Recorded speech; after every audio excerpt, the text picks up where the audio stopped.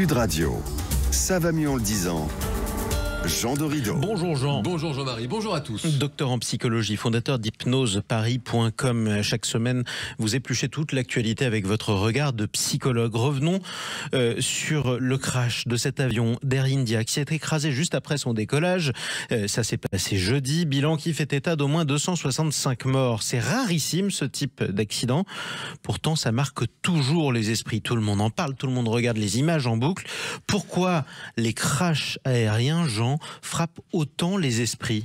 Alors c'est une très bonne question Jean-Marie. Le premier point, c'est que la psychologie nous apprend que l'accès à l'information ne se fait pas uniquement de façon cognitive. Notre cerveau n'enregistre pas uniquement des faits, il est sensible aux émotions. Or, ces catastrophes aériennes, elles génèrent un impact émotionnel extrêmement fort. Cet impact, il est encore accentué par les images absolument terribles, que ce soit dans ce drame tragique d'Air India ou d'autres catastrophes aériennes. Et le dernier point, pour couronner le tout, si j'ose dire, ce n'est pas le moindre, c'est que ce genre d'accident, eh bien, vient réactiver chez certaines personnes une peur panique de l'avion. On peut parler chez certaines de phobie. Et ça, c'est un point important parce que l'Association internationale du transport aérien évalue à 20% de la population générale les personnes en proie à une angoisse irrationnelle en avion.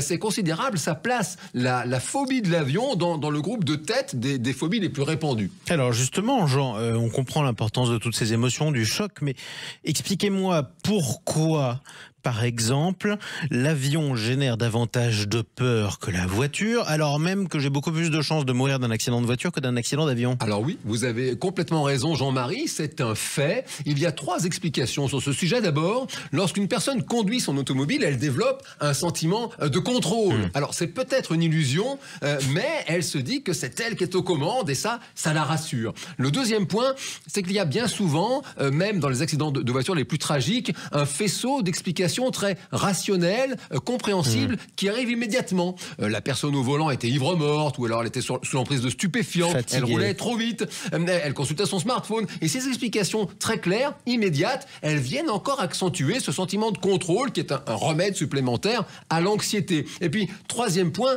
par contraste, dans le cas d'une catastrophe aérienne, eh bien, c'est précisément tout le contraire. Les causes du crash mettent très longtemps à être identifiées et il y a même des accidents tragiques qui restent inexpliqués. Typiquement, souvenez-vous du vol de la Malaysia Airlines le 8 mars 2014. 35 minutes après le décollage, l'avion disparaît des écrans radars. 239 personnes à son bord. Et encore aujourd'hui, personne n'a d'explication définitive sur ce qui s'est passé. Au point d'ailleurs qu'on n'est pas du tout sûr qu'il s'agisse vraiment d'un accident, mais ça, il y a des chances qu'on ne le sache jamais, malheureusement.